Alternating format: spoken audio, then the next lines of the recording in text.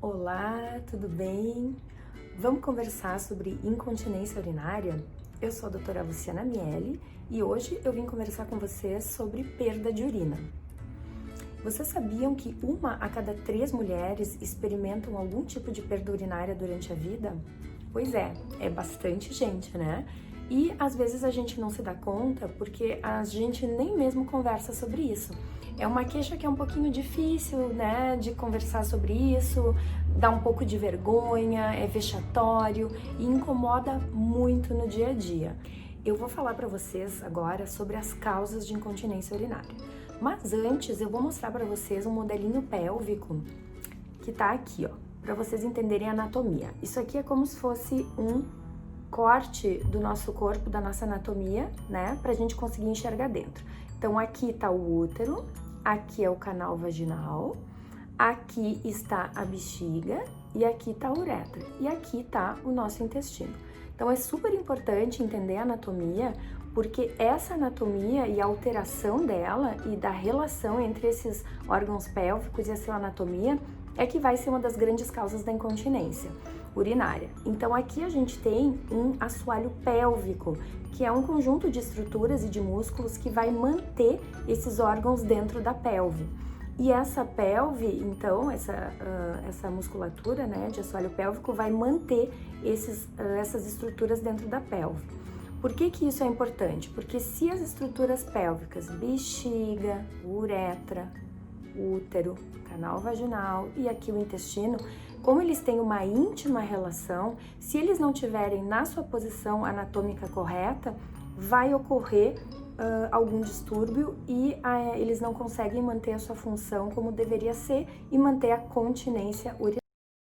Os 3 tipos principais de incontinência urinária são a incontinência urinária de esforço, a incontinência urinária de urgência e a incontinência urinária mista. A incontinência urinária de esforço é como o nome já diz, quando a gente realiza algum esforço que aumente a pressão intraabdominal, a gente perde urina. Seja na academia, ao espirrar, ao tossir, carregando peso, vai levar à perda de urina.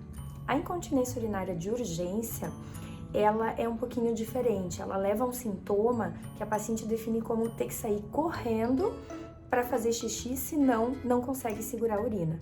E geralmente é porque a bexiga, ela contrai de uma forma um pouco diferente, digamos assim, ela fica um pouco irritada e ela acaba contraindo de uma forma desconectada e acaba levando, então, a esse sintoma.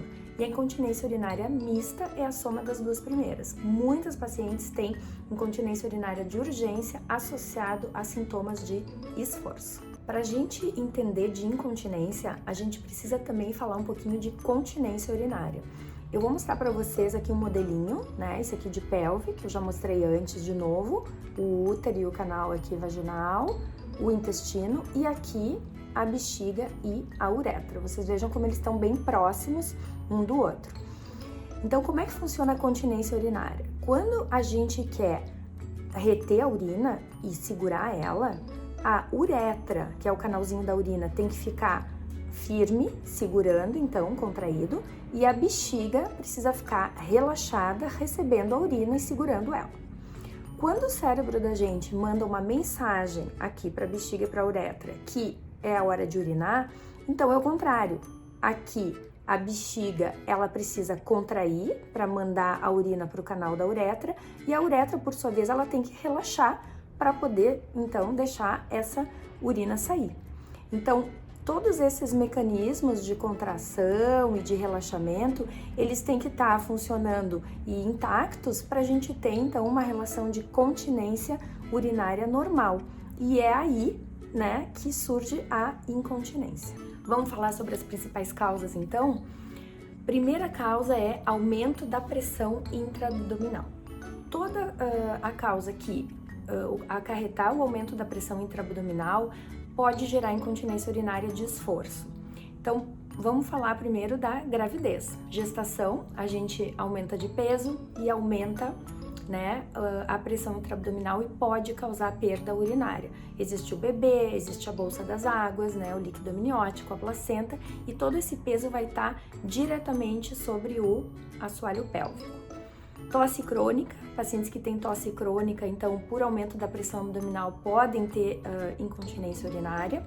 Constipação crônica, que é um dos dados muito importantes. A constipação crônica é uma das causas mais frequentes de incontinência urinária, ou pelo menos ajuda a perder urina, né? Quando a gente tem constipação muito excessiva e tem que fazer muita força quando vai no banheiro, isso vai forçando o assoalho pélvico e, como eu mostrei antes, vai forçando esses órgãos pélvicos para baixo, alterando a anatomia deles dentro da pelve. E exercícios físicos extremos. É importante isso salientar, porque a gente tem uma série de modalidades de exercícios que podem aumentar o risco da incontinência urinária. Então, por exemplo, corredores de rua, né, com impacto e com muita intensidade, aquele exercício da caminha elástica, que a gente chama de jump, e também o crossfit, são alguns dos exemplos. Por quê? Porque também vão estar exigindo demais dessa musculatura e do assoalho pélvico. A outra causa que eu queria falar para vocês é o trauma. O principal representante, a principal causa de trauma nessa região é o parto normal. Então, nada contra o parto, né? O parto natural, ele tem muitas vantagens, mas ele pode causar também quebra e pequenos traumas nessa musculatura que eu mostrei antes para vocês. Então aqui eu vou mostrar de novo, entre o canal vaginal, que tá aqui, e o intestino, a gente tem uma fáscia, assim como essa fáscia existe entre a uretra e o canal vaginal, porque é uma relação anatômica bem íntima, bem estreita. E o parto normal, então, quando o nenê ele vai descendo e passando pelo canal vaginal, ele pode acarretar pequenas rupturas dessa fáscia e deixar essa musculatura mais flácida. E além disso, alguns traumas também de acidentes, né? Alguns acidentes podem causar também, mas a principal causa de trauma nessa região seria o parto normal. E terceiro, a redução de colágeno.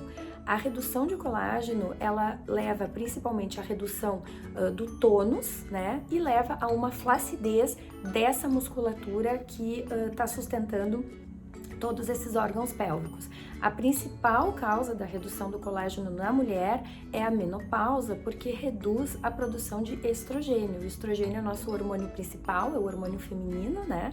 E ele que vai levar, então, a uma produção de colágeno reduzida na menopausa, porque já não há mais produção de estrogênio. Perde-se, então, o estrogênio, a produção de estrogênio, reduz o colágeno, reduz o tônus e reduz a força dessa musculatura e, portanto, leva à incontinência. E uma causa muito importante de redução de colágeno, é super importante frisar, é o tabagismo. Quem fuma tem o seu colágeno muito reduzido e é um fator de risco também para a incontinência urinária. Gostou? Agora que a gente já entendeu as principais causas e os principais tipos, vamos falar um pouquinho sobre tratamento. Te vejo no próximo vídeo.